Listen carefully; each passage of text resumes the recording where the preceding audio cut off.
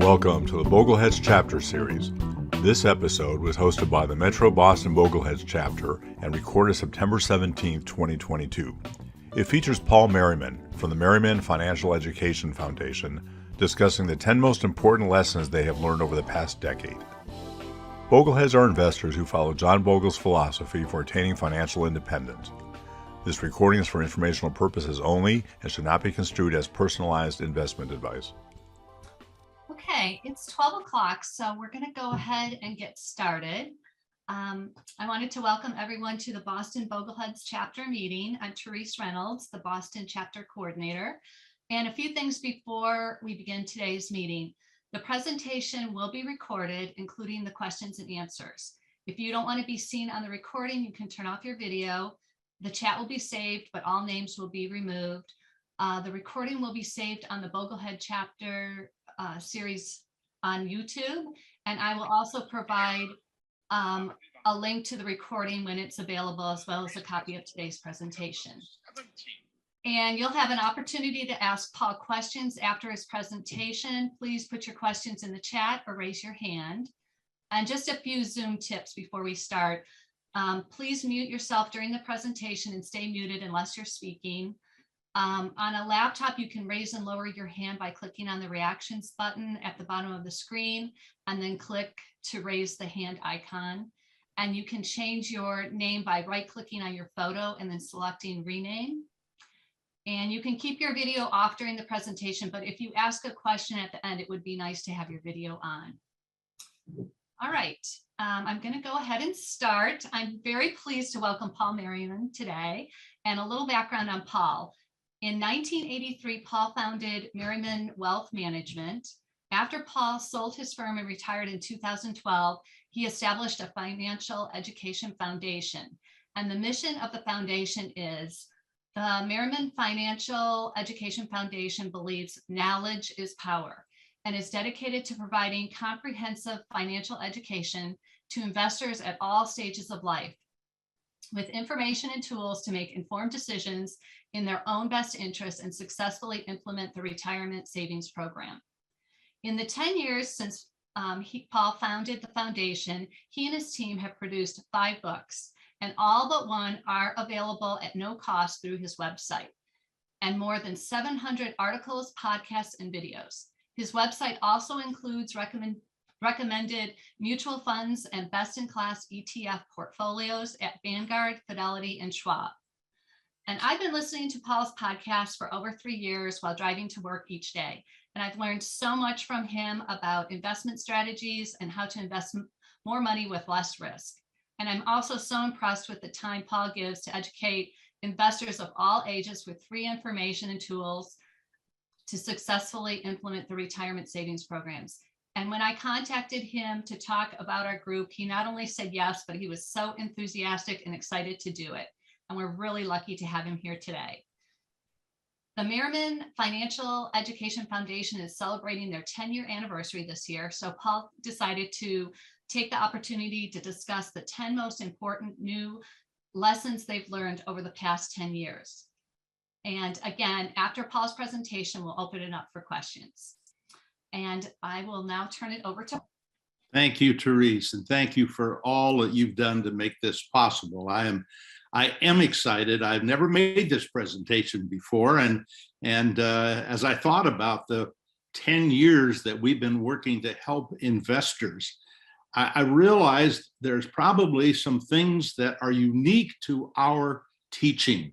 And so I thought I'd focus on the things that have come out of our foundation that we think are some of the best work in terms of helping investors understand the process of investing. And I do want to get my pointer up here for one second. You've already read the mission statement, Therese. So let me just add something about our mission and what we're trying to do. It's different, I think, from any other organization that I know. Yes, I was an investment advisor and worked with many investment advisors to help people do the actual, not only the planning, but the implementation and the managing of the money. And so we had to learn a lot about investing as a part of that process. And my goal is this: I am now here to help do-it-yourself investors do better. I mean, that's the goal. And that means, from my viewpoint, that when you are a do-it-yourself investor, it means you need now to be the professional. You need to know the information that the people that worked with me needed to know to give advice to others. Because in your case, you have one client, theoretically, maybe some kids and relatives, but basically you are the advisor to the most important investor on earth. And so I want to make sure that you have all of the data, all of the studies. And when I say all, I don't mean every study that was ever done, but the information that if you were an advisor to others, you would want to have that available to help them. So let me speak with you, share with you as a teacher. I'm not an investment advisor. I don't give anybody individual personal advice except very close friends. So I am a teacher, and I know this old saying about when the student is ready, the teacher will appear. Well, I'm hoping that today, for at least a handful of you, there's an opportunity to do some serious teaching here. And I thought it would only be fair if I share with you some of the major teachers in my life, Dr. Fama and Dr. French from the dimensional funds. And actually, they're academics who were the ones who developed the early research on factor investing, the premium for small, the premium for value, the premiums that now people understand commonly in building a portfolio to take advantage of not just being in the market, but what part of the market. And then, of course, I mean, it's not just because I'm here with the Bogleheads I say this, but John Bogle, he was one of the best teachers, and yet my class with him was only 90 minutes in his office. But that 90 minutes truly changed my life. And then Jason Zweig, he writes for the Wall Street Journal. I hope, if you haven't read Your Money and Your Brain, that you will, because it is a wonderful paperback book, costs next to nothing. And I think you will learn about why it appears so many people are just a little bit crazy when it comes to money topics. And then one of the best in the industry as a teacher is Larry Swedroe. I think he's written 15, 16 books, and every one of them is in its own way a classic. And if you want to be good to yourself, in fact, I reached for this one. It's Your Complete Guide to a Successful and Secure Retirement. It is just terrific. And by the way, I am not a financial planner. I am not an estate planner. I am not a tax expert. I am not a CFP. I'm a guy that likes the process of investing. And then two other folks, I know you heard of one of them, many of you did. That's Chris Pedersen. Chris Pedersen has been an amazing teacher for me. He is our director of research. Daryl Balls is our director of analytics. You're going to see some of his work today. He has figured out such clever ways to teach people about how investing really works. And this is not my creation. This is his creation, and Chris has done what he's done. They both are working for our foundation without pay. And the final person, I suspect nobody there knows her because Atwood happens to be her maiden name. Sarah Louise Atwood is my mother, and there are two things she taught me. She taught me about the respect for others, and she taught me that it's my responsibility to serve others. And I am so happy she taught me that, because without her, I probably would not be here today. So I'm going to focus on a handful of lessons. These lessons, I think, are some of the most important, and yet not all of them are taught or not taught the way I would like to see them taught. And lesson number 1 is about the importance of an extra 1/2 of 1%. People throw returns around, and they oftentimes don't realize that just small changes in what we do with a portfolio could lead to little additional returns. And pretty soon you got an extra 1/2 of 1%. And what does an extra 1/2 of 1% potentially lead to? Early retirement for some, having more to spend in retirement for some, leaving more to others at the end of your life. In my case, my IRA all goes to the foundation at my passing. And so to the extent that I can, I want that to be as big as it possibly can to help, to be there to help others. But for every extra 1/2 of 1%, I can make the case that whether you're a first-time investor or you're a first-time retiree, it can be a $1 million payoff. Let me just show you quickly. Let's just assume we have 2 investors. One of those investors, and I want to get my pointer here for me if I can, just 1 second, please. Well, I guess I'm not going to get my pointer right now, but one of these investors makes 8% during the accumulation period, and then in retirement makes 6%, and from that 6%, they take 4% each year to live on. The second investor makes an extra 1/2 of 1%. Now, I'm sure you have lots of ideas how one might make more money. But if there is an extra 0.5%, that means 8.5% during the accumulation period and 6.5% during the distribution period. And we make the assumption that $5,000 a year was invested, and they started at age 21, and they retired 46 years later, and they lived in retirement to enjoy the money to live on. So what is the long-term impact on that? Well, first of all, there was an investment in both cases of $230,000. In the case of the first person, at retirement, they had about $2.3 million. They took withdrawals of 4%. And by the way, that means a little money is there to build and become of greater value in the future. But they took withdrawals of about $3.5 million. They left $3.8 million. So from my viewpoint, when people ask me how I've done with my investments, I'm not going to really know how I did until I die, because at that point, they could figure out how much did he take out to live on and how much did he leave to others. And that is the real return on that $230,000, which if you add those two together, totals over $7 million. But the person who figured out a way to earn an extra 0.5 of 1%, instead of having $7.4 million, they have $9.6 million. They have $2.3 million more because somehow, they found an extra 0.5 of 1%.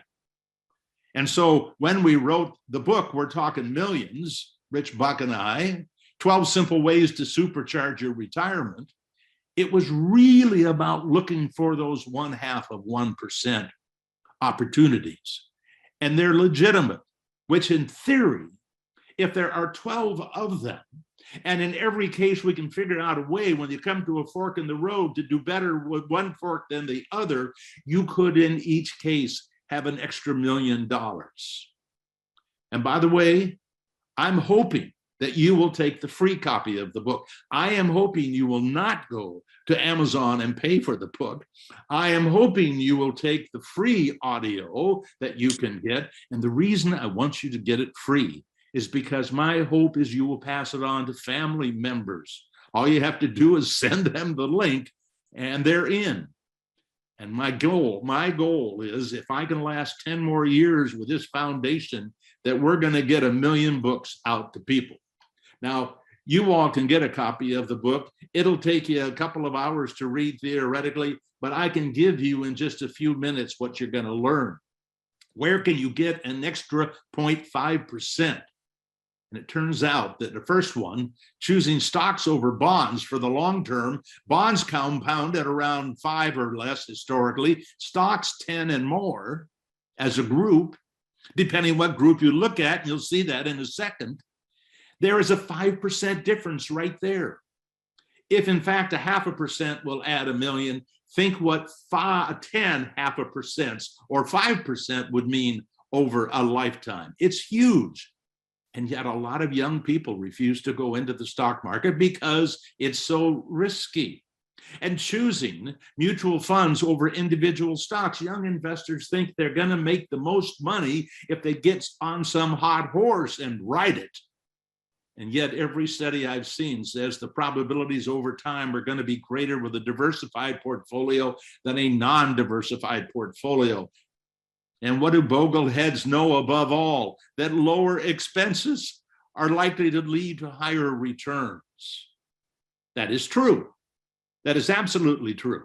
That doesn't mean because you could get a bond fund with 0.1% fee compared to a stock fund of 0.2% that you should be in the bond fund. No, first it's the asset class, then it is the expense. But there's no question, based on what we know at Morningstar, that an extra 0.5% is just sitting there for a lot of people who are in mutual funds that are charging even more than 1%.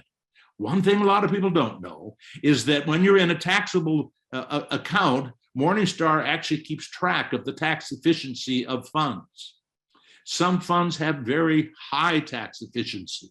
Some funds have very low tax efficiency. When you look at the difference between index and actively managed funds, and you look at the after-tax return, there's typically about 1% lost to taxes in an actively managed fund. And so that is just one more advantage for the index fund over actively managed. And of course, we want young people to take advantage of tax-favored accounts. I'm going to be talking in a few minutes about a young investor, 17 years of age, who is making that choice to do tax-favored investing. And I think you're going to love the outcome, potential outcome, and maybe find someone in your family to do the similar thing. Adding small cap and value asset classes to a portfolio, another way historically of adding a 0.5% or more. Now, these decisions here are not exactly about getting something that you can compare so easily, but I can tell you that choosing saving over spending is one of the biggest decisions we make. Warren Buffett says, don't save what's left over after spending, spend what's left over after saving. Pay yourself first, and start it early. This 17-year-old young lady who's starting at 17 instead of waiting and until she's got a full-time job, it's going to make a huge difference. In fact, most people who see this today are not going to believe it. And then choosing buy and hold over market timing. Almost everybody says, oh, don't market time. Market timing doesn't work. You hear that all the time. And yet, what do most people do? Yeah, most people do market timing. If they think interest rates are going up, they want to get out of bonds. If they think international is going to be better than U.S., they want to get out of U.S. and have it in international. They want to move things around. That all has to do with market timing. Now, you can do it technically, mechanically, or you can think it all out, but it doesn't change the fact that you're taking steps to try to perform better. All of the evidence is it does not help. Lesson number 2. I think this is huge. How to compare equity asset class returns. There's not enough information as far as I'm concerned. But what Darrell Balls has done to help us, first, he gives us this information. This is pretty simple information, but it's a good start about equity returns. Here's the S&P 500 large cap blend here in the first column. Second column is large cap value, small cap blend, then small cap value. And over the last 94 years, those returns ranged from 10.2 up to 13.4%. Looking for a 0.5%? Sounds like there's some in there. But these are very, very high-risk investments on a short-term basis. This is what scares so many young people away. I might lose a lot of money. You will lose a lot of money. We just don't know when. But we know, looking backwards, that the best year that the S&P 500 ever had was up 54%. The worst calendar year was down 43%. And each of these asset classes, you can see there, and here's, by the way, the gold ring of asset classes is U.S. small cap value, because that compound rate of return is about 3% more than the S&P 500. That's a lot. And the risks on the downside are not that much higher when you think about the potential return. Now, I'm just going to give you a little taste right here, but notice to the far right, we have these combinations of these 4 different asset classes. And if you put 25% in each of those 4, the compound rate of return over the last 94 years has been 11.9%. And the returns against on the upside and the downside, well, on the upside, they're much better. On the downside, they're not that much worse. More on that later. When we go out, and this is the lesson young people need to understand, when we go out and look at 15-year periods, all of a sudden, you're not looking at a plus 50 and a minus 40. You're looking at the best 15-year compound rate of return was 18.9 with the S&P 500, and the worst was a little better than break even. And the other ones were not that different, by the way.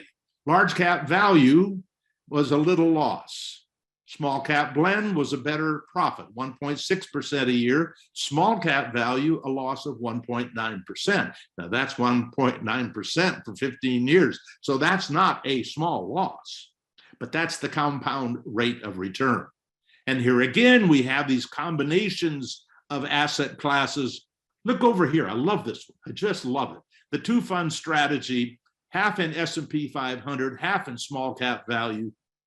Compound rate of return, the best was 21.6%. The worst was virtually the same as the worst for the S&P 500.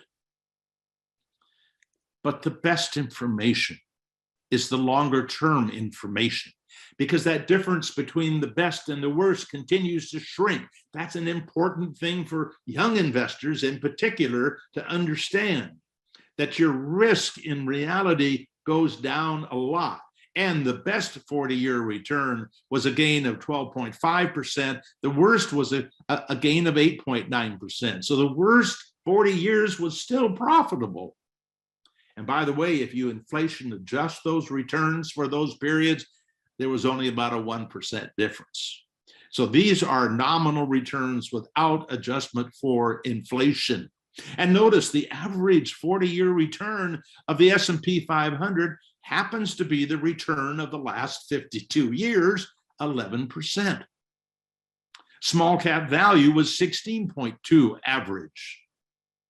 Now that didn't, the last 52 years didn't produce 16, but it produced about 14. And large cap value and small cap blend are in between.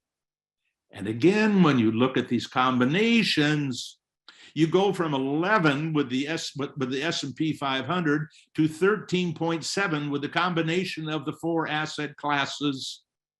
And look, the worst 40 years was 10.8, about 2% better than the worst 40 years for the S&P 500. I'm thinking that 4-fund strategy is worth at least taking a look and finding out more about that risk and return. Now here's, and I mentioned this before, short-term returns are random. They're all over the place. Now, when you ask people, well, what do you think the market will do next year? Invariably, most people will say, probably up about 10%. Why do they say that? Because that's the compound rate of return, basically, for the long term. But the reality is it's going to be all over the place. And I want some way, some tool, some information that would help me and help others understand that randomness. And here it is. Daryl Balls, our director of analytics, built this table. I just love this table because I can look at this from 30,000 feet. I realize that these different colors, green is the S&P 500, The kind of yellowish tan is the large cap value. The reddish color is small cap blend. The electric blue is small cap value. And then we have that 4-fund combo that's purple. But when I look just at the green, because green is what I know, the S&P 500. By the way, I also know that the S&P 500, that expected return is lower because it's of higher quality. And if it is lower because if it's of higher quality, that means that it's probably not going to be number one very often. Well, it is number one often, regardless of what the long-term return is. But we never know. I mean, there was a period here from 1940 to 1945 where it's green every year at the bottom for 6 years. But then if we fast forward to 2014 here through 2019, in all but 1 year, it was at the top of the pile. And of course, anytime it's at the top of the pile, people say it's the only place to be. You see, small cap value is dead. The premium for small cap value is no longer available because the S&P 500 recently has been doing well. That is one of the biggest traps. It makes you believe that there is something, a trend that is going to last longer than it is likely to last. So I just want to use this to show how this stuff just moves around from year to year. And those who think they're going to market time or find some sort of a pattern here, and I'll talk about the pattern that I get here that just knocks my socks off. But as far as a pattern to know where you should be, green, blue, brown, red, whatever, it isn't here. Asset classes drive returns, lesson 4. If you look at all those years, you will see, if you look at 1 year at a time, that it is the asset classes that make you or lose you money, not the stock picking, not the market timing. And let me just take you through 4 years, just 4 years of that quilt chart that Daryl put together. 97 small cap value up 39%. Large cap value up 38.4. Hey, looks to me like it was a year that value was kind of king of the hill or queen of the hill because it was the two value funds sitting at the top there of performance. Down here at the bottom, these were not horrible years. But remember, when you see the S&P 500, I want you to think growth.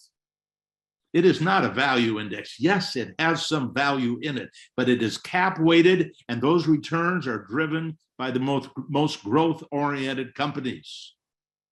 And the same is true with small cap blend. You've got the power of small growth. So that was not the place to be. And by the way, when I say that, understand there's no risk in the past. I always know we always know what we should have done. And all we have to do is look at the past and see what we should have done. Well, in 1997, we should have been in value.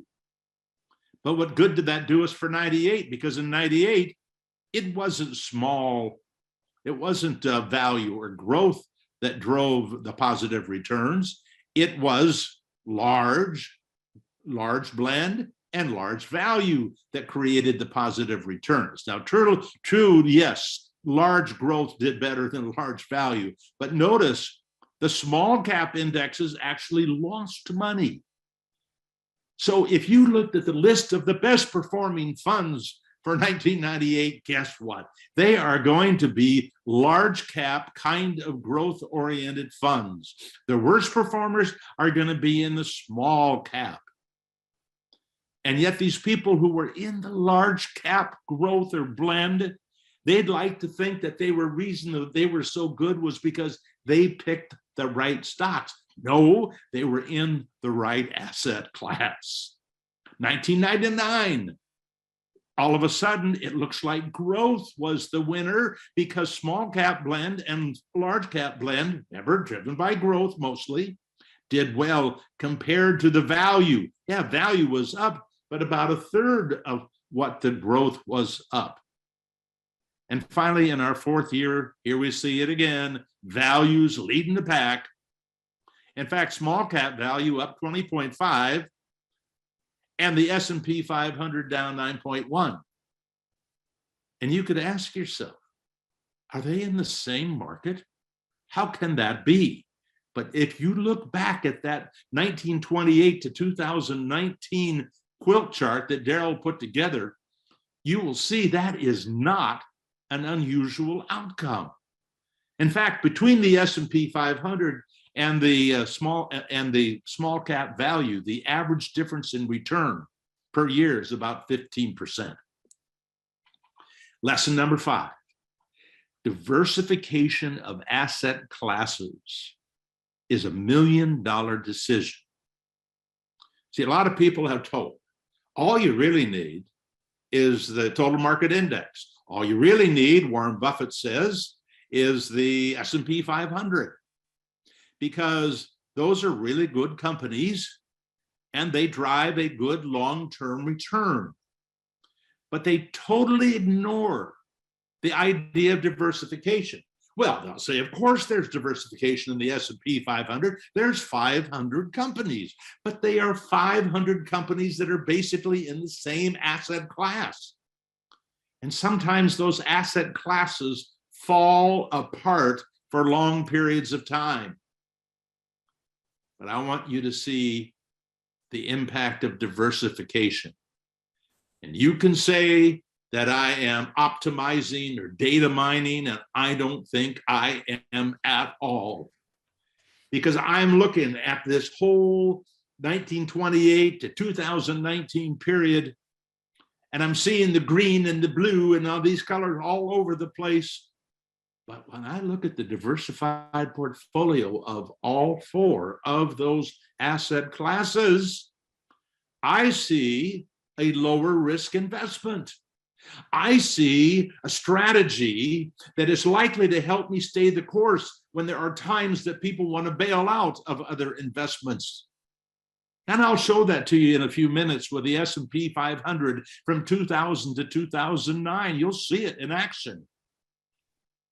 It fell apart. Well, yeah, it fell apart after it was up over 17% for 25 years, from 1975 to 99. So it's not like it's a miracle that it was out of sorts and out of favor for the decade of 2000 through 2009. But a diversified portfolio of asset classes. What's the key?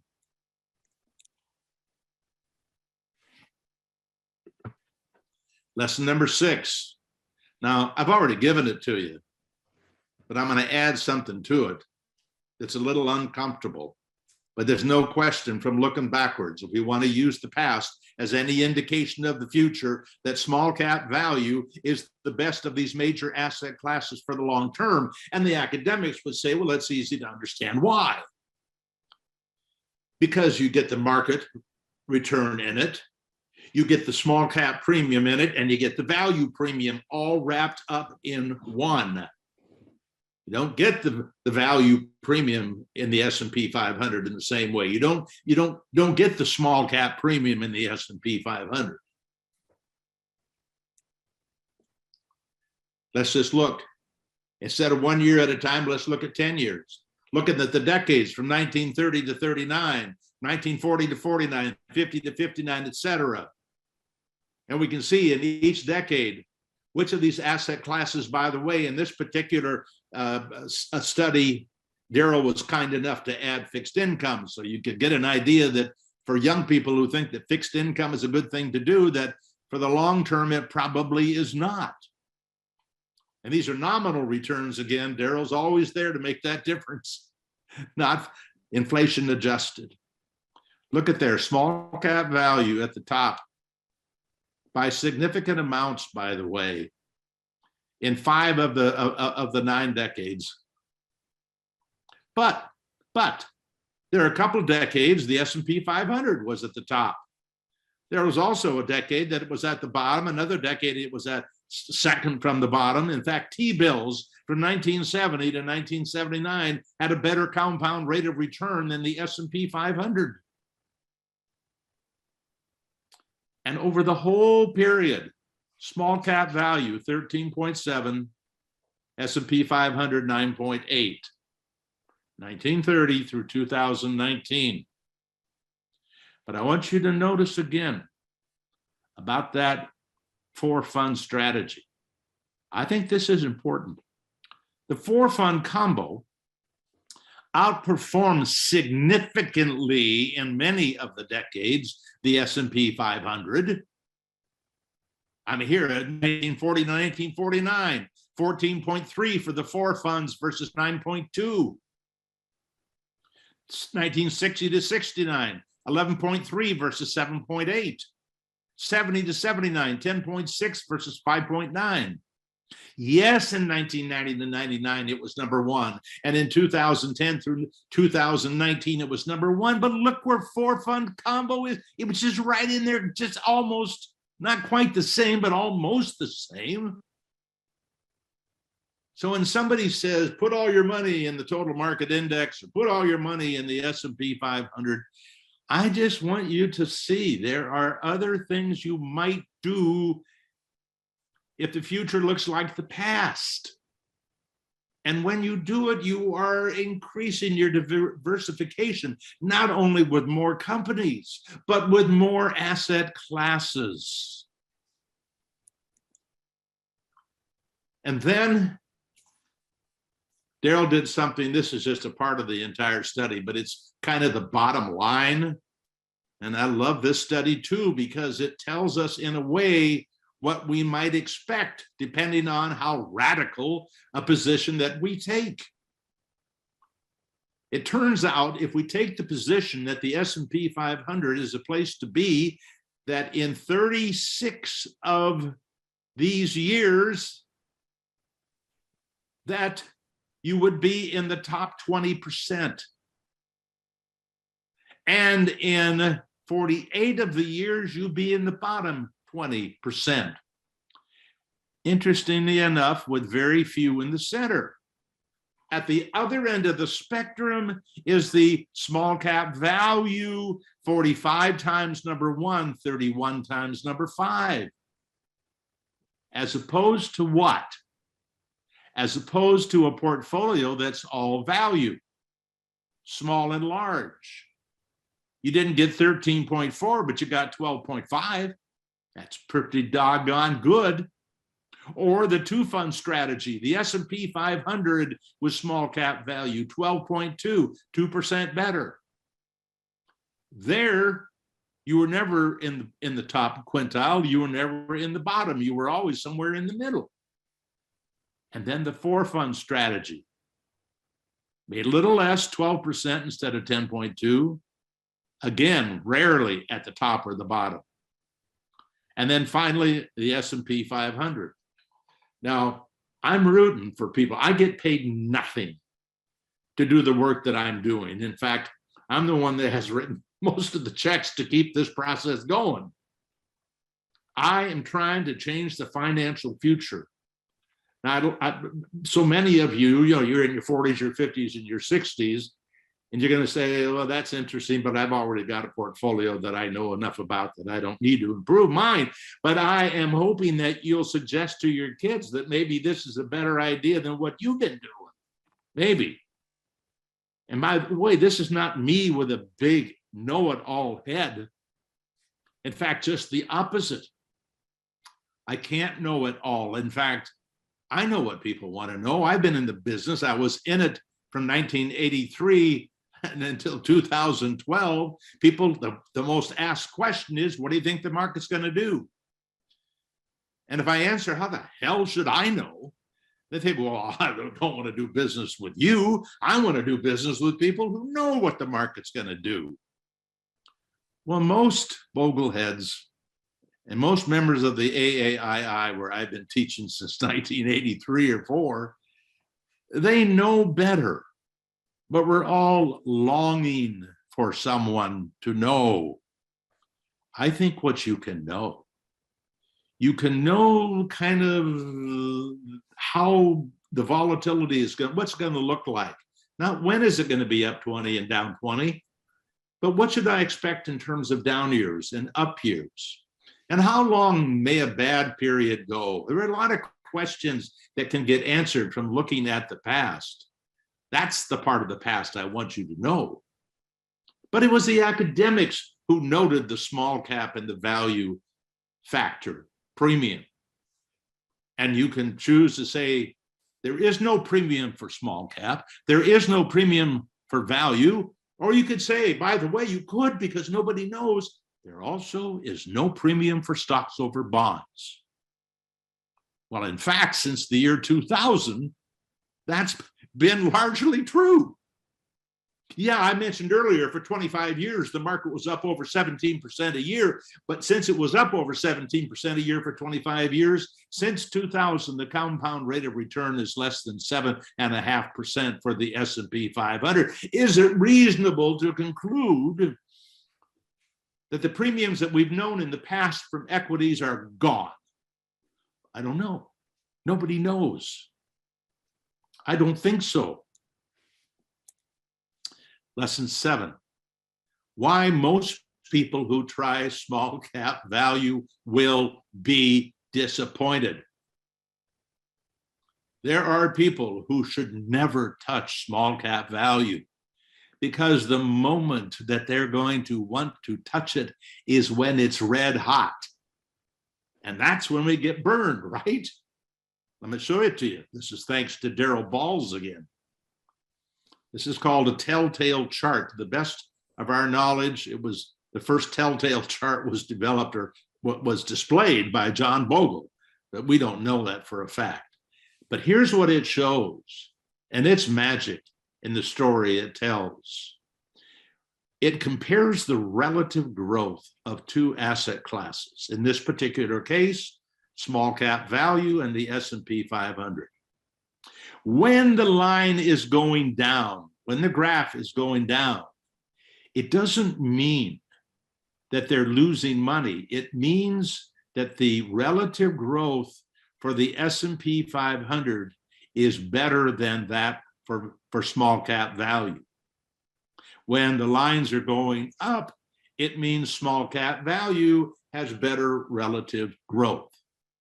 Now, if all I want to see is the bottom line, I go to the far right over here and I look at this 14 number, and it says basically, if you put money into small cap value back in 1927, you would end the period with 14 times more money in small cap value than you had in the S&P 500.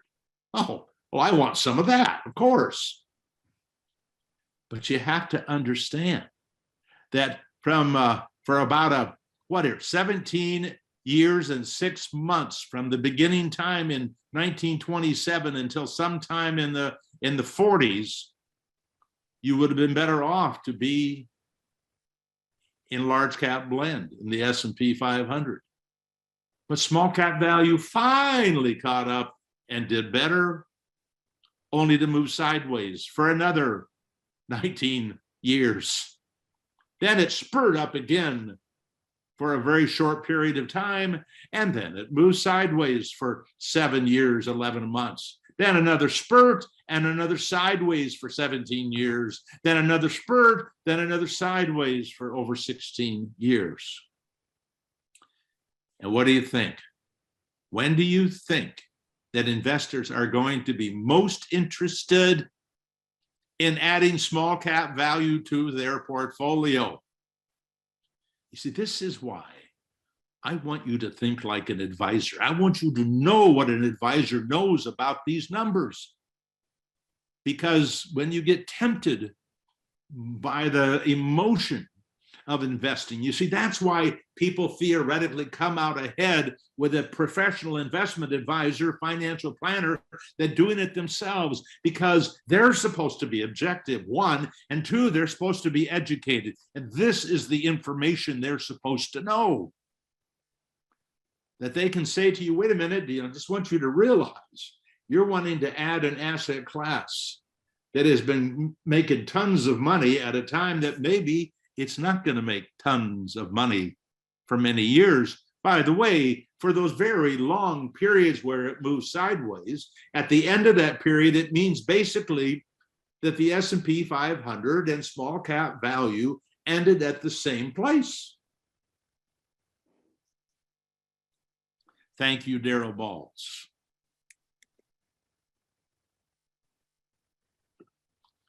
Lesson number 8. Few funds, a couple of funds, 3 funds, 4 funds, maybe 5 funds can be just as profitable as having 10 funds and without taking any more risk. Now, this was a lesson that changed my life because I was out there telling people about the strategy that I was using for my clients, not thinking about the implications of people being a do-it-yourself investor. So here was the pitch I used to make. And we updated this table every year. The pitch I used to make was, you put $100,000 into the S&P 500 in 1970. How would you have done if you just let it be? You didn't add any money, you didn't take any money out. Without paying any taxes, an 11% compound rate of return grew to $23 million. 100,000 to 23 million. That's all you need to know. But if I made one very small step, a baby step, and I added large cap value as an asset class for 10% of the portfolio, the return goes up from 11 to 11.2. And you may be saying, well, so what? I mean, that's not all that much. Yes, it is. The 23 million goes to 25 million. And then when you add 10% small cap blend and it goes up 1/10 of 1% more, it adds over another about 1.7 million. And then you add small cap value and it goes up about 5 million.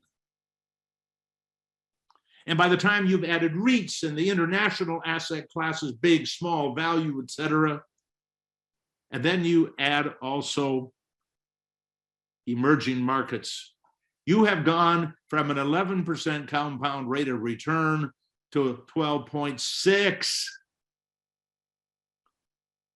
And you're more diversified.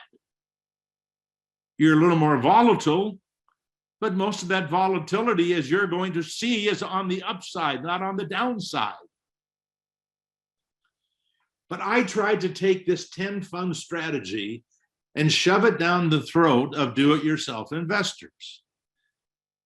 And that's when I got the what for from John Bogle, when I spent 90 minutes with him in 2017 in his office.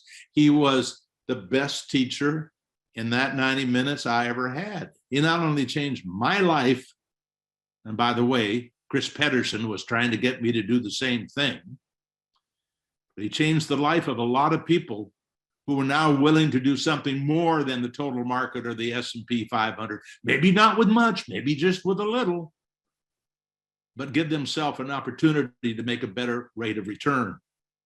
Another lesson on this page, by the way, I want you to look down here. Notice instead of 12.6, this particular same asset classes, 0.3% less. Instead of 47.7 million, you end up with 42.6 million. The difference is the portfolio was rebalanced on a monthly basis instead of an annual basis. The top one is annual, the lower one is monthly.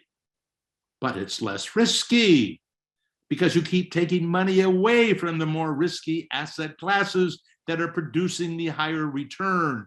Darrell is working on a wonderful study right now. The implications of rebalancing every couple of years, every 3 years, every 5 years.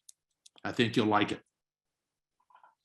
So out of this came, between John Bogle's motivation and Chris's willingness, along with Darrell Balls, to work hard to help us see what these small portfolios, what they could do. We developed all these different portfolios, and now what we need to do is to be able to show people how, with a few funds, We're still getting access to value. We're still getting access to small. We're not ignoring those things that we want in that portfolio. And once again, Daryl Balls hits a home run. I'm not kidding. The first time I saw this table, and I love tables of numbers, and saw what Daryl did in trying to help people, to educate people, I was just blown away, because I now understood risk from a whole new way. Here's what he did. He took each one of these portfolios, the S&P 500, the 10 fund strategy, the 4 fund worldwide, the 4 fund US, the 5 fund worldwide all value, the 2 fund all value US, the worldwide 2 fund small cap value, that could actually be 3, and the combination of the US large blend and small value. And there's one more here. No, there's the all small cap value, and the last one here is the US 2 fund, half S&P 500, half small cap value. And here's what he did. He created, and he sent this to me with these boxes, because he knew it would help me, and I hope it helps you. Because one way to look at return is to break this down over some periods of time that would be meaningful, to see how different they might be for what we'll call a relatively short period of time. In this particular case, he looked at 10-year periods. He looked at the S&P 500, looked at the whole period from 70 to 21, got an 11% compound rate of return, but he looked at 70 to 79 and 80 to 89 and 90 to 99, 2000, 2009, and 2010 to 21, just to catch what we had. And the first thing that just stood right out to me was not only the difference between 11 and these other compound rates of return, but 70 to 79. Here is this problem of owning one asset class. It wasn't good during that period. And yet the worldwide all value, or the US 4 fund strategy, or the worldwide all small cap value, they were clear winners during a period of time that people thought it was the end of the stock market, literally. The end of equities was the front cover of US, I think it was US News and World Report. But, and by the way, the same thing happened in 2000 through 2009. The S&P 500 had a terrible 10-year period, but everybody else, all these other combinations, because they were other asset classes, in many cases, along with the S&P 500. So I thought the blue area was really helpful in understanding the kind of randomness of this, how different these different strategies might perform. I thought maybe people might start thinking about, well, maybe I'll have some of the 4 fund US and the worldwide all value. I mean, I didn't know how people might use this information. But then Daryl did a second thing. He looked at only the up years. So he looked at the S&P 500 and each of the other, and he looked at how many years, were they up? They were up in 42 years out of the 52. And the average gain was 18.7%. That's an important number. The sum of all of those years was 787% when they made money. And the best year was up 37.5. Now I can look at other strategies. And the first thing I noticed is in every case, the averages were much, much higher. Well, I guess we should have, because the returns were higher. But in some cases, by a lot. But that tells us about the good times. And nobody has any trouble with the good times. In fact, I would bet that if somebody owned the S&P 500 and they were up 18.7% a year average on those 42 up years, they would be pleased as punch, okay? But it's the down years that causes people to leave the industry, to give up on their investing, which is that reason I'm so pro for fund strategy, to try to protect from things getting too far out of whack. Well, here's what we know. If you looked at all of the down years, you would see the sum of all of the 10 down years with the S&P 500 was 141%. Well, that's a nice relationship. 10 losing years, 141%, 42 profitable years, 787. The gains are 18.7, the losses are 14.1. You know, I've got a feeling for that asset class and that strategy. On the other hand, just for fun, go all the way to the right side of the page and you'll see the number of up years, 41, for the two fund strategy that is half S&P 500 and half small cap value. Total sum of the bad years, 130% versus 141 for the S&P 500. Whoa. I mean, the part I don't like is losing money. And that tells me that it is not unreasonable to believe that the losses that I will sustain in the future will be similar, whether I am in the two fund strategy or the S&P 500 alone, but one gets 11% and the other gets 12.7, at least during this period of time. And here's the other part that we should understand. If the down years are about the same, but if the standard deviation for that two fund strategy is higher than the standard deviation for the S&P 500, people are thinking, oh, it's more risky. Well, in a sense, it was more volatile, but it was more volatile in the good years. It was the good years that made the difference in that standard deviation, not the bad years. I love this work, Daryl. Thank you. I know I'm running out of time. I'm going to keep going here. I'm going to make this one real short. Lesson number 9. The Bogleheads in Boston already heard from Chris Pedersen. He developed a strategy called Two Funds for Life. It is one of the most clever strategies I have ever seen. What he did was he combined a target date fund, a fund that changes its asset class, its mix as you get older. It starts adding more fixed income to the portfolio, as you would expect a pension fund who was taking care of your pension payout would get more conservative as you get older. But he adds a little something that just isn't there in that target date fund. He adds small cap value, and he's got a couple of ways to add it. One is you just put 10%. Let's say you're investing 10% of your money. 9% goes into the target date fund. 1% goes into the small cap value. And over a period of investing, you will probably pick up an extra 0.5% return over time. And if you put in 20% instead of 10, you even make more from everything we know about the past. And you would be making a weak fund stronger. I love target date funds. I am not being critical of them. But for reasons of not wanting to deal with questions from investors, why is this in there? It didn't do well last year. They don't put small cap value into the fund for any significant amount.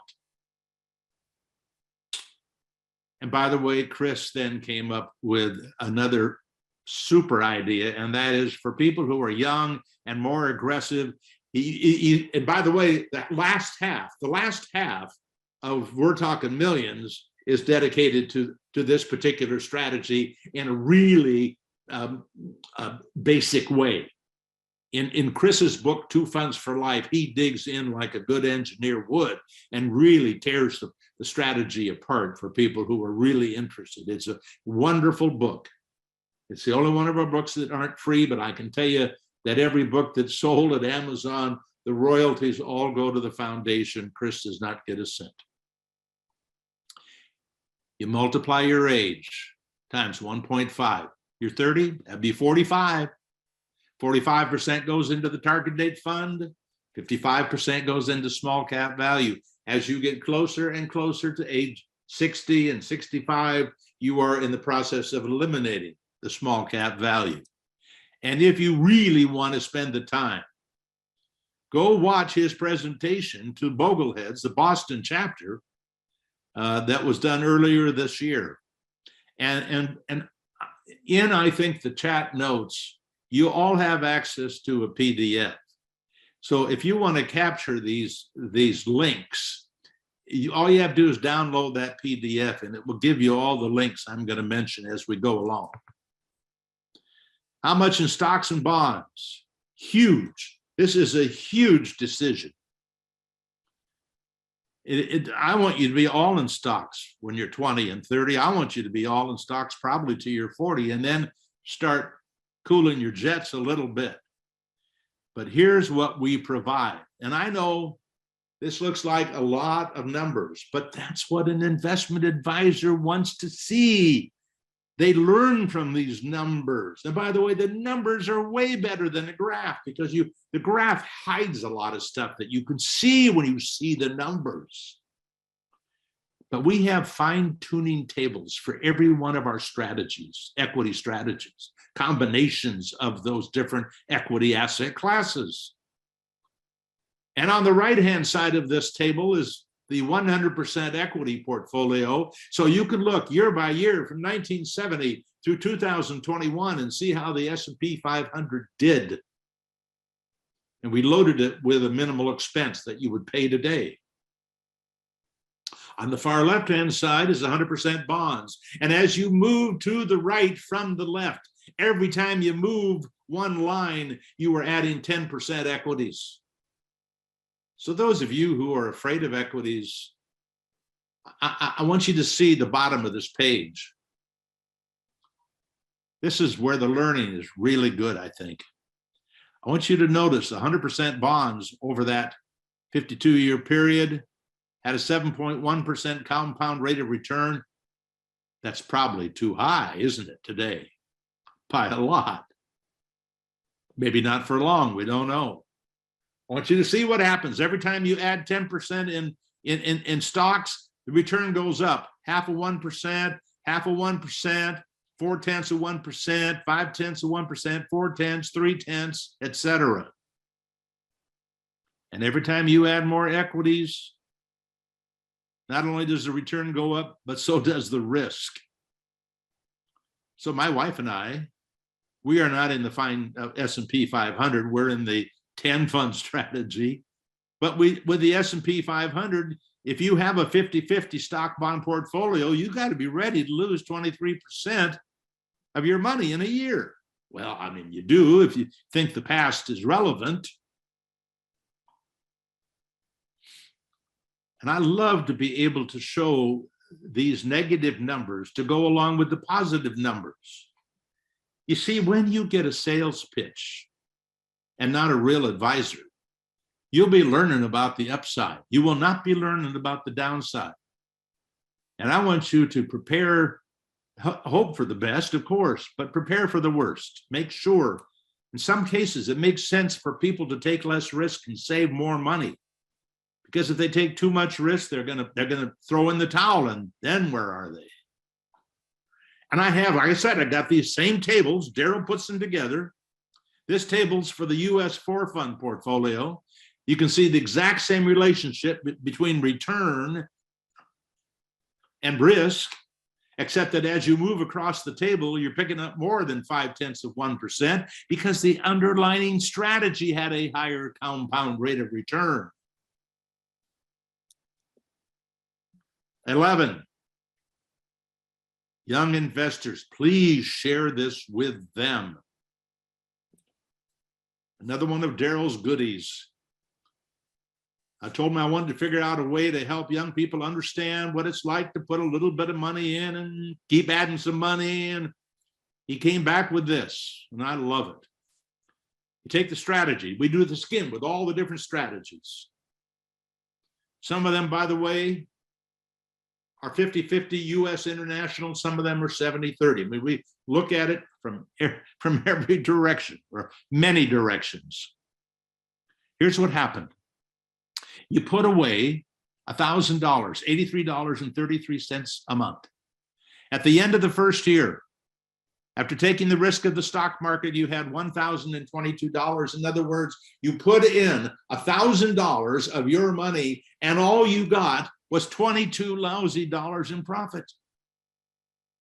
And you could say, what is going on here? I did this to make money. Well, you see, when you see the rest of the table and you understand what patience, and maybe these tables help build patience, and that is always what an advisor is trying to do, is to build patience with the investor. Notice what it looks like at the end of 10 years, 16,000. At the end of the next 10 years, almost 120,000. At the end of the next 10 years, almost $700,000 after 30 years of putting away from $1,000 to $2,300. And then the worst thing happened for the next 10 years. Remember, this is the S&P 500 only, no asset class diversification. The next 10 years ends with 662,853. You lost money overall. But what if? What if instead you had the US 4 fund strategy? Remember? It's a big, small value growth, etc. Where were you at the end of 30 years? Well, you were a little over 700,000 at 783. Maybe not as much over as you thought you would be, but at the end of the next 10 years, instead of losing money, you had 1,282,000. And at the end, if you look at the whole 52-year period, the S&P category, all equities, 3.7 million in value versus almost 6 million in value. Little things mean so much. And then there's the distributions. We have over 100 tables devoted to looking at different ways to distribute money. I know it's overkill, but we're trying to make sure we have information that will help as many investors as we can. Fixed means you start with an amount of money. Let's say on $1 million, you start with 40,000. You take that out. There's that old 4%, and then you adjust for inflation each year. Flexible means that you totally ignore inflation. You just take out 4% a year or 5% a year. That's what my wife and I do. We ignore inflation because we oversave. We don't have to worry about inflation. That, I think, is one of the greatest financial luxuries we have, is to have oversaved when we retire, because we don't have to worry about inflation so much. But with the flexible, you take out 4% of whatever the portfolio was worth the end of the previous year. If the market goes up, you get 4% the following year of a higher number. If it goes down, you get 4% of a lower number. And here it is, the S&P 500 on a fixed basis. Again, you see all of these columns because it is replicating the fine-tuning tables, putting the fine-tuning tables to work. And we can see how bad it got with a 100% stock portfolio. You got down all the way to $718,000 from $1 million at the end of 1974. But if you had fixed income, you got down at 50-50. That's what my wife and I had. You got down to 956. It still wasn't pretty, but it wasn't 718. That's why we have fixed income in there, is to protect against those kind of periods. But I can look at the bottom, I can go out 30 years. The 50-50 ended up with 5.4 million. The 100% stock, 6.3 million, but you went through hell to get there. Here it is, if you made one small change, exactly the same investments, but instead of taking out 40,000, you take out 50,000. You run out of money. Now you won't probably let yourself run out of money. You'll simply reduce your lifestyle. And instead of taking 50,000 plus, you'll be taking less. Maybe moving in with your kids. Then there's the flexible. As I say, we have over 100 tables to support you in this arena. And here we look, for example, this is the 5% a year. Remember, starting with 50,000, you ran out of money. Notice every column goes to the bottom. Why? Because there was an adjustment downward after a bad year, not an adjustment upward. Makes a difference. Lesson 13, I'm almost done. This is for young people. You want to do something special. You want to do something for 1 year of a kid's life, just one. I want you to do something that means you will be able to give that child for 1 year of their life $1 million. What I want you to do is I want you to put $365 into an account in small cap value, and I want you to hold that in your name until that child is earning some money where you can take whatever that 365 is and you put it into a Roth IRA, and through that whole period you're in small cap value, and from that point for the rest of that child's life I want that money to be in small cap value. And if small cap value for 70 years compounds at 12%, that is over $1 million. Now, Daryl would say, but yeah, what after inflation? Okay, about 100,000. Now, just for 1 year, do something like that for them.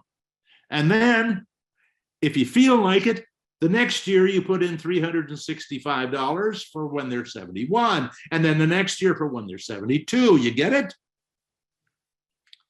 Now, by the way, a $3,000 upfront payment will get you a huge amount of money in terms of funding a Roth IRA to turn into tens of millions of dollars. I will be funding this for my new grandchild. Every one of my grandkids gets a little pot of money to grow for them for the future. But then I want to talk about this first 5 years of a Roth IRA. This could be for when that little kid grows up. But the bottom line is that if you are able to early in a child's life put away the 6,000, and in this particular case I'm going to tell you about, it's a real case. It just started in the last months. But I believe, as much as anything I believe about the future, that this young lady is going to do what she says she's going to do, because she's been working and earning money. And she's going to put away $6,000 a year into a Roth IRA. Now, she is getting some help from grandma and grandpa and mom and dad for college, okay? So they're actually very proud that she's doing this. She is going to put the $6,000 a year for 5 years. And then she's going to stop that Roth IRA. And she is going to let it go in small cap value. And if she does that, and she does it until she is 65, and then she takes out 4%, and she continues to own that small cap value, I mean, after the 5 years, she can go ahead and do whatever conservative things she wants. But I want her to own this package of companies. It's not like they're a bunch of losers. It's a bunch of bums. These are little companies that are all, you know, they are, let's say, $3 billion in size on average right now. So what I'm saying is that if this works and the 12% is achieved, she will have in that account $5.3 million at retirement. She will take withdrawals from age 65 to 95 of 22 million, and she takes a 4% annual withdrawal, and she will have 46 million left over for her heirs. All right, your child cannot afford 6,000. If they could afford 600, you just simply divide it by 10. It's still a huge amount of money and a great lesson with patience. And it's not unusual for people to believe in putting money aside and living it forever. People do that all the time in corporations that they like for the long term. I like this asset class for the long term. If it's too late for you to do it at 17, do it at 20, do it at 25, do it at 30. Daryl took it over all these periods, what you would have at the end, including the legacy amount from when you could get started.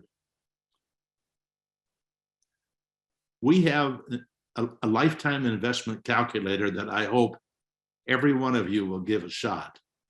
It is wonderful. It allows you to do all of these things I'm talking about that I talked about today, except to do it with your own numbers.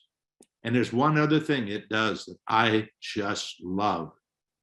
Let's say you thought the numbers I'm showing just don't seem reasonable for the future, but you like the idea that all the volatility is there. And yeah, life is probably going to be something like that. Or maybe I should start in 1973 and see how it works out, or 1990 and see how it works out. All of those things can be done, but it allows you to go in and say, take a 0.5% off of all the returns to the table. Take 1% off. Well, there you go. Make the assumption I want to hire an advisor and pay them 1%. Take 1% off the top and see how I'll do.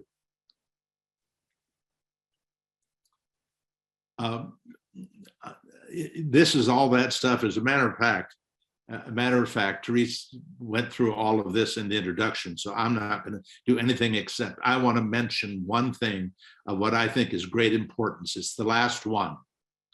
We have a best advice link on our site. When you go there, and that's on our homepage, when you go there, you're going to see a drop down with a bunch of topics. These are topics I talked about today. I did not talk at any length, or in fact, I didn't talk about the portfolios, the recommendations that we make for investors and our best in class ETFs. I don't think I touched on that.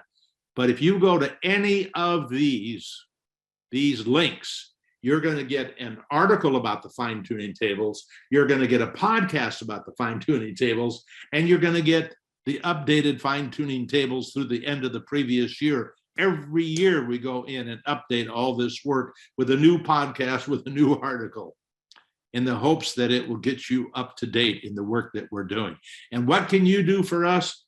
Easy. Share our information with others. Leave comments and kudos on social media. You all know how to do it, whether it's YouTube or a podcast. We need that help. And give us feedback. I am more than happy to find out that I'm happy when you tell me you like what we're doing, but I'm also happy when you tell me what you would like us to do more of. And we are a 501c3 foundation. And we do use the donations that are given to us. About 1/3 of the money that we spend each year comes from outside donations. The other money comes from inside. And there's my email. I'm available. I'm not available to be an advisor. I'm available to answer generic questions, and most of the answers will go into a podcast or a newsletter or a video.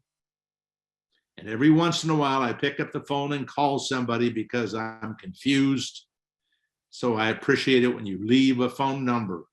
Again, I do not give personal advice, but I know how to nudge. All right, Therese, thank you. I'm gonna stop sharing and open this up, if we might, for questions. Okay, thanks so much, Paul. Just having you go through all those tables is really helpful because it's a lot of information. I know they can all be found on your website, but it can be overwhelming. So I think it's helpful to go through that, especially for young investors, some really good information. I know that my two sons are actually on this Zoom call, so hopefully they're learning a lot. All right, that's great. We do have a few questions that have come to me either through email or I've gotten some of them out of the chat. So I'm going to start. I'll just start with the first one here. I've been listening to Paul's podcast and I'm interested in his 4-fund approach to investing in equities. I currently have my Roth and Vanguard's Total Stock Market Index, VTSAX, for simplicity. My questions are: 1, does VTSAX approximate the 4-fund approach? And 2, which would have provided the best returns in his historical analysis? Well, the total market index is going to give about the same return as the S&P 500. They've tracked it all the way back to 1928. And there is a 0.1% a year advantage to the S&P 500 in those long studies. So what that really says is, even though the total market index does give people some exposure to small cap value and to some large cap value and mid cap holdings that the S&P 500 does not, because these things are cap weighted and are driven by the growth part of the portfolio, that's not enough small cap value. That's not enough small cap blend. That's not enough large cap value to move the needle.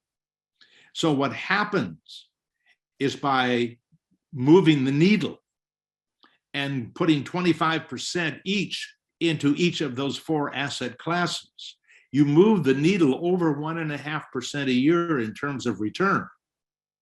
Now that's from the past, and we don't know what we should expect out of the future. But the academics tell us that they expect there will be a small cap premium. They expect there will be a value premium. What they don't know is by how much. We know that for the period of 1928 to 2021, the average 40-year premium was 16%. Return for 16% for small cap value versus 11. That's a 5% difference. But over the last 40, 50 years, it's been about a 3% difference. So the return of the 4-fund strategy should be somewhere between 1 and 2% better rate of return than the total market index or the S&P 500, and at virtually no more risk. I mean, if you go back to that quilt chart that showed that the 4-fund kind of goes along the middle, and the green one, the S&P 500 or total market, is up at the edges, the top and the bottom, I'm thinking the 4-fund strategy is a lot less volatile 1 year at a time. 1 day at a time, that's a different matter. But 1 year, I would pick the 4-fund over that big S&P 500 or total market, either one of them. Okay, thanks. We have a question from that was in the chat. Paul, do you know of any target date funds which incorporate the 4-fund concept in their equity portion? As much as I'd like to do it yourself investing equities to bonds as I age, I prefer the automated set it and forget it solution which target date funds provide. Yeah, unfortunately, no, there is not. That is not available, and there's a good reason.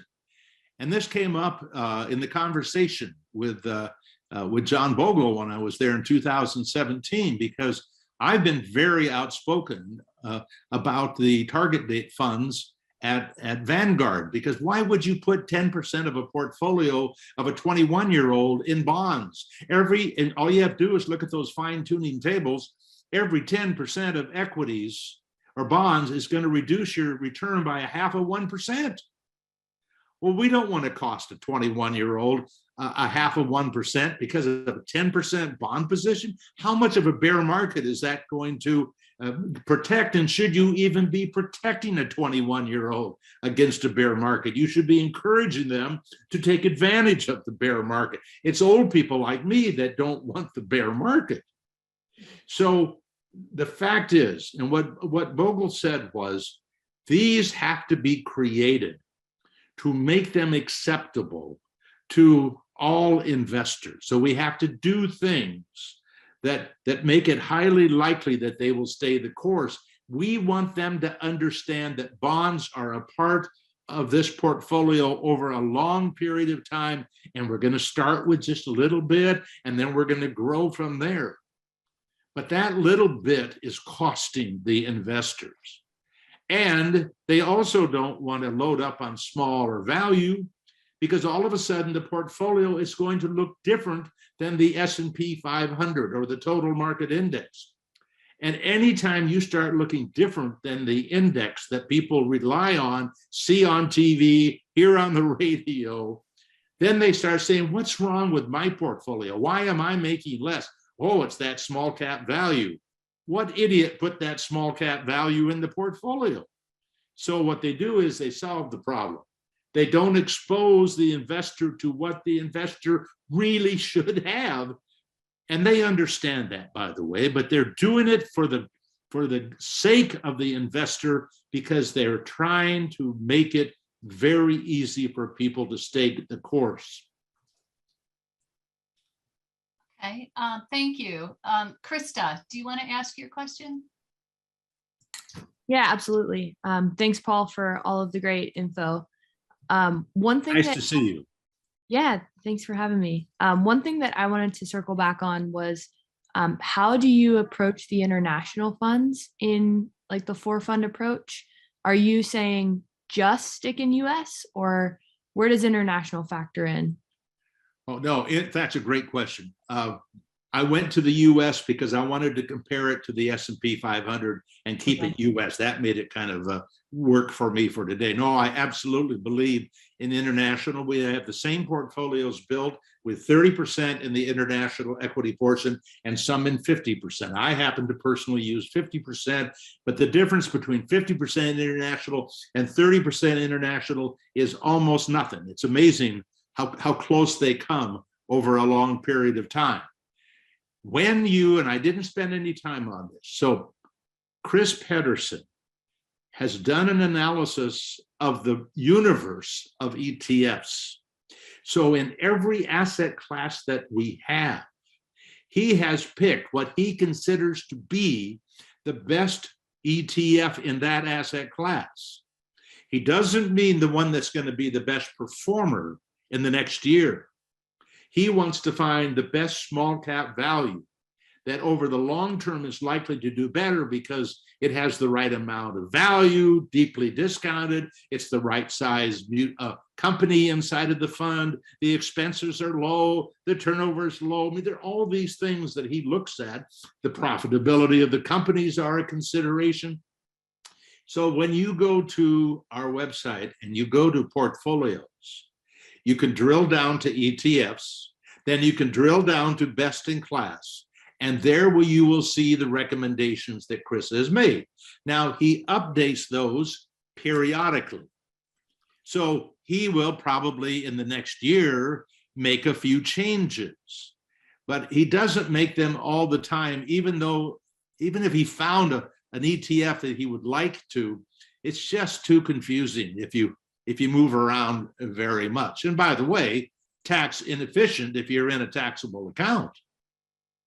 But yes, as a matter of fact, you would see, let me just think about the worldwide four-fund strategy has the same asset classes as the four-fund US portfolio. Well, how can that be? Well, in the worldwide, the first fund is the S&P 500. That's large blend. The second fund is large cap value, but we use an international large cap value. That's the second fund. Then the third fund, small cap blend, is a international small cap blend, and then small cap value is US. So you still have the small cap value and the blend and the big value and blend big, but you have them balanced between US and international, and the returns come out almost the same. You can see it on that page that I included of how they did. So you can get almost the same return. The key is having the exposure to value, having the exposure to small, and we're doing all that we can to make it easy. Thanks, Paul. Oh, I should mention too, this is important. You can go to Vanguard and get all of these recommended ETFs commission free. Now you got to enter it online. You can't call up but if you do it online, whether you're at Fidelity or Vanguard, you can do it. You can do it commission free. Okay. Awesome. And because we are at Bogleheads here, Chris has also made the recommendations with the corresponding Vanguard ETFs. If you are stuck emotionally on owning Vanguard, we're doing what we can to help you. But it's about a 1% lower compound rate of return than using the best in class. Miriam, do you have a question? Yes. Hi, Paul. Hi. Thank you for your presentation. It was very You're welcome. interesting. Thank you. I have a question about small cap value. The small cap value is a fund. They're funds made up of small companies, value companies. And what is it about those companies in small cap value funds? What is it about those companies that gives a premium? What do those companies do that gives the premium? And what happens when they are out of small cap value? When they grow too much and they're out of it? Well, that small cap premium, according to the academics, is simply the premium for small over large. Small companies are more risky. So if they didn't pay a premium, then nobody would ever invest in small companies, because why would you take the risk? I mean, there is historically a higher rate of return, and it comes at higher volatility. So it's not a freebie. You're being paid for taking the risk of small. Value is another premium, whether it's large value or small value. Value is defined by a number of ways, but according to the academics, the book value versus the market value. If the book market is relatively high, that's the book value, the net value, asset value of the company. If it's relatively high versus the market price, or if the PE ratio is low versus the market price, that would typically be value. Growth companies might sell for twice the PE ratio, twice the book to market. People are willing to pay a lot of money for those companies because they have an amazing future. That's the good news. But when growth companies fail, they fail miserably, and people can lose huge amounts of money. In fact, sometimes you've probably seen it after the close. A company comes out with disappointing earnings. They miss it by a penny, and the company drops by 25%. That's because people had huge hopes for that company. And you could look at companies like Amazon. People are counting on Amazon to become many, many times bigger than it is right now, because it's priced with the idea that there's going to be a return. Well, with value companies, people don't see that return, so they're not willing to pay much. And what the academics tell us, don't buy value companies one at a time. Because if you took 100 value companies that were out of favor, they're out of favor for some reason, selling for a low PE, selling for a high book to market.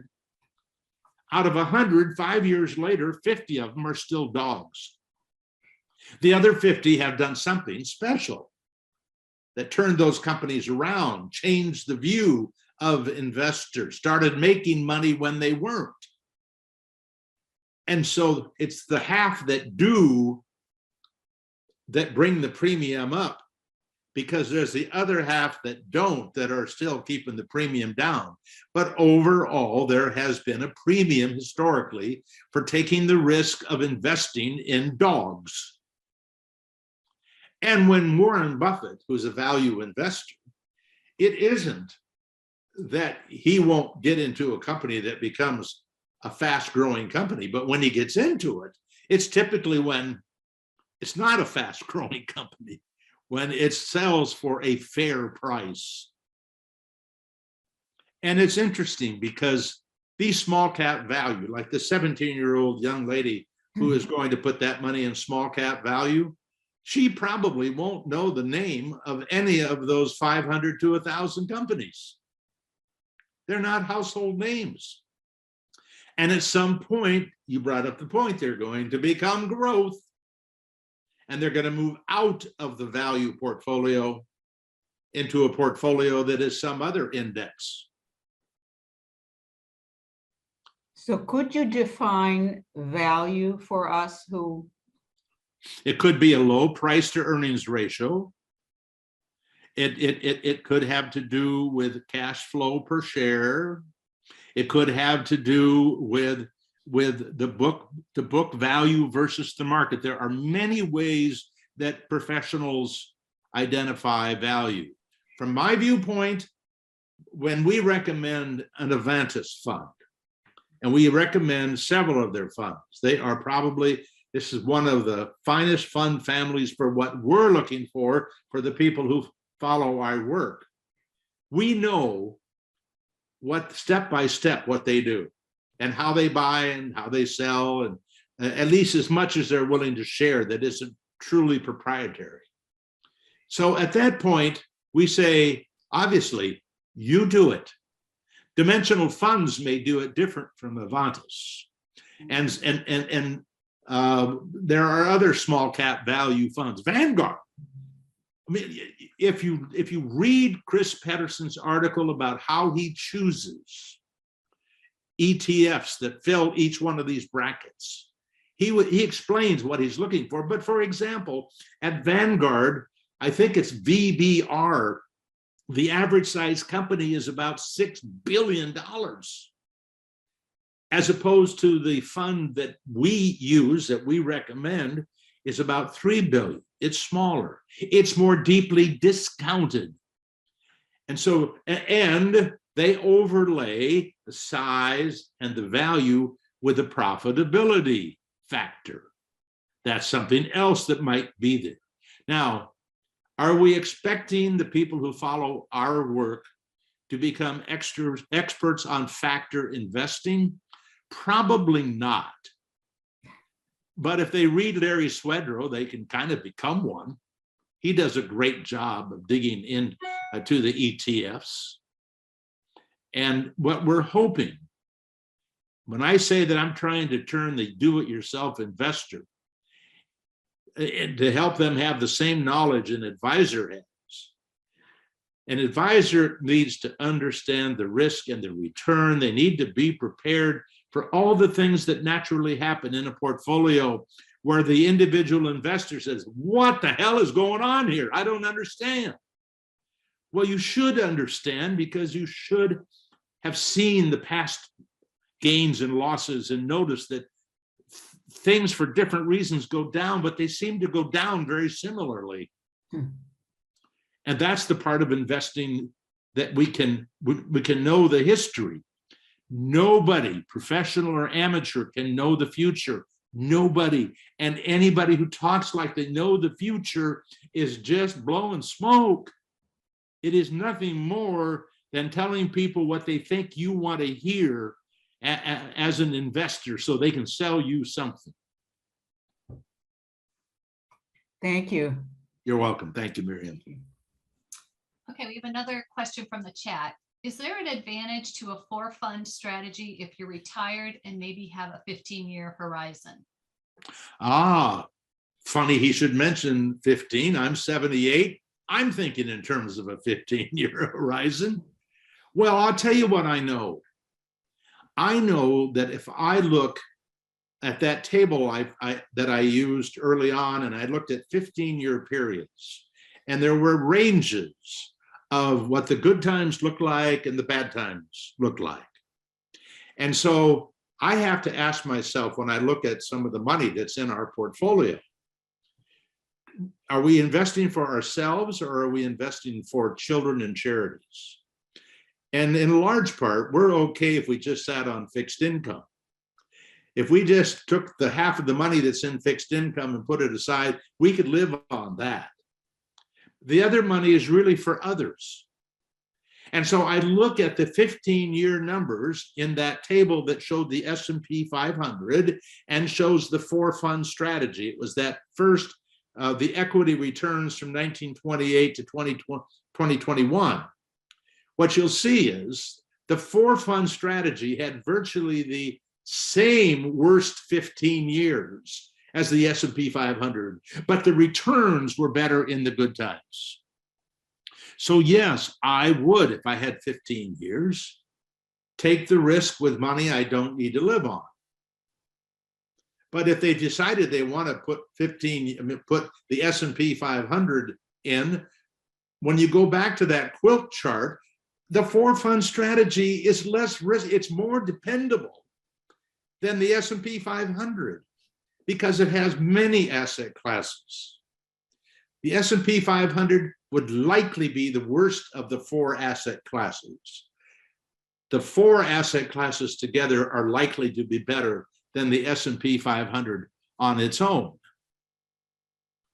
But we have to also remember, we all want the best of the next 15 years for ourselves. We want the near future to be good. This 17-year-old young lady that I talked to, and I've got her set up with her first $6,000 small cap value investment.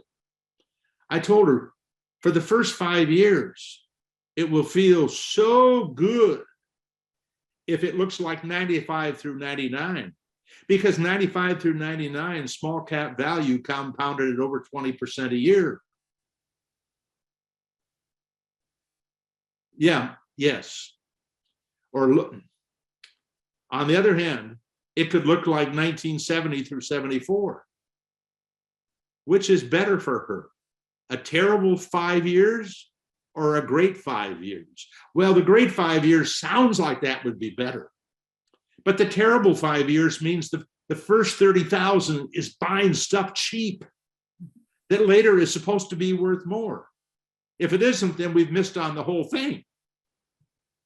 So that's a part of what being a real professional advisor is, to understand what is this part of a portfolio for. I have part of our portfolio in a hedge fund that I helped start in 1995.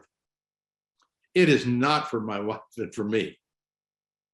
And it is built to use leverage plus market timing. I mean, two things that people don't want to do. But I happen to help start it, and I happen to know the people that run it, and I trust them as much as I trust anybody trying to manage money for people. But it's a part of my portfolio. It's 10% of my portfolio, less than 10% now. And so that's where it becomes important to decide where does it make sense to take more risk. I tried, when I was an advisor, I would try to get old people to invest more aggressively with the part of the money that they really felt was for others. But a lot of them would say, well, you know, I'm not sure. I don't need it now, but I might need it later. All right, let's compromise. How about if we use more of a balanced approach than you would do for a young person, but more risk than you might, knowing that it's not likely to be used in your life. This is the magic, I think, of being a good advisor.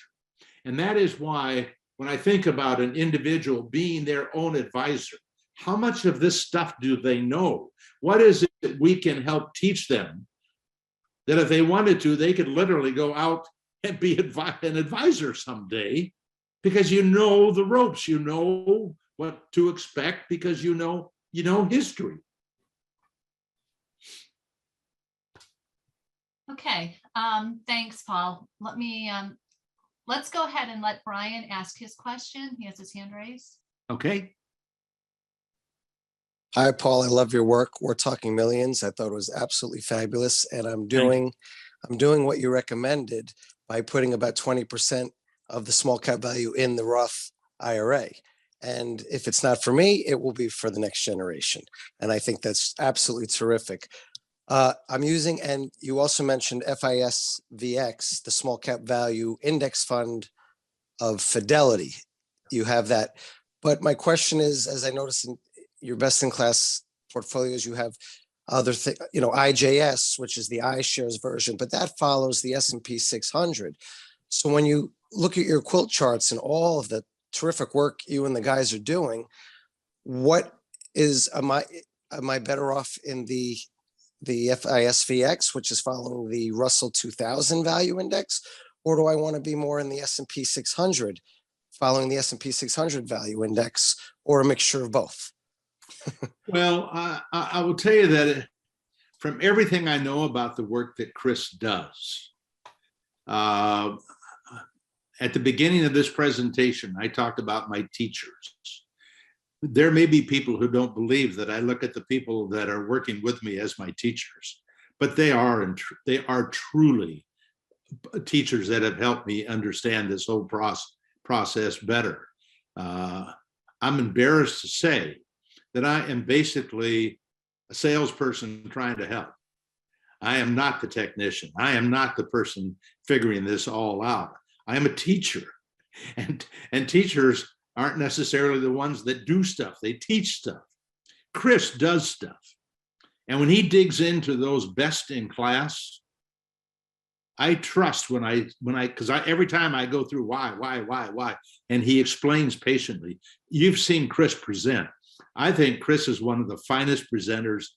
He's so calm, he's so patient. I would, if I had the choice, I'd be taking his recommendations.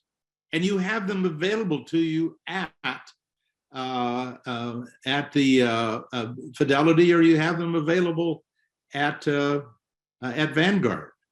Now, the fact that we've also done portfolios for Fidelity and Vanguard is only because there are all the people that have these. That's what they have available. So we've tried to give some help.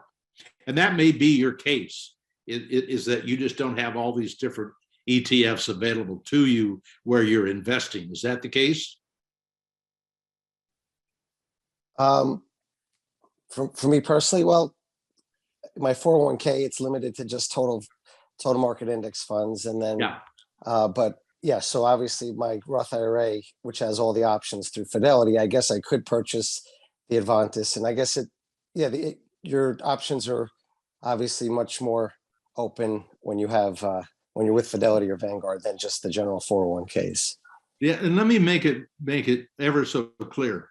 There is not one thing we do that is done to benefit us. Now, when I say that, I'm sure there is something we do to benefit us. Well, from time to time, we ask for money, or from time to time, we get people to get the books and pass them on.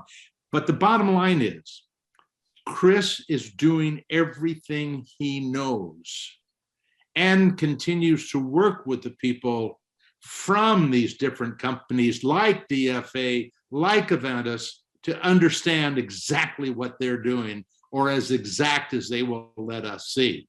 Now, I love DFA and what they've tried to do for investors. And the people at Avantis, however you're supposed to say it, they're out of DFA. They're almost all of them out of DFA.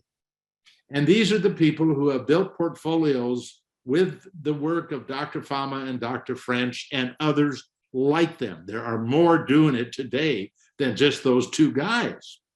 So Chris is learning. And when I sit and start listening to Chris and these guys talk, I realize I'd rather be someplace else, because they're really getting into the weeds.